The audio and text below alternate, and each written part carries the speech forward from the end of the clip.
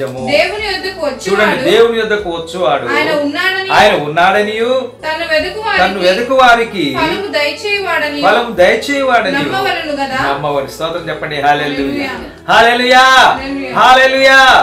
దేవుని దగ్గరికి వచ్చినప్పుడు విశ్వాసము కలిగి రావాలంట. మొట్టమొదటి చూడండి, విశ్వాసం ఎక్కడి నుంచి వస్తుంది? రోమపత్రిక చూడండి 10:17. వినుట వలన ఏమొస్తుంది? విశ్వాసం వస్తుంది. వినుట వలన విశ్వాసం వస్తుంది. ఎవరి గురించి వినాలి?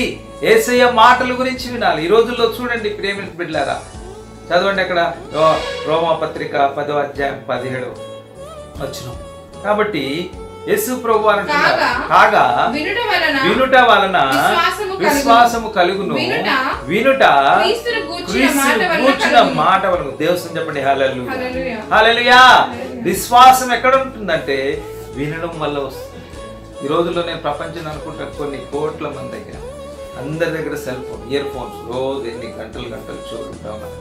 ఎన్ని చెవులలో ఎంత ఘోరమైన పరిస్థితి చూడండి. యేసయ్య మాటలు వినడానికి మనకు సమయం ఉండడం లేదు.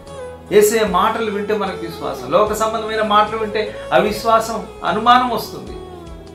11వ అధ్యాయం అదే హెబ్రీయులకు రాసిన 11 మొదటి వచనం చూడండి.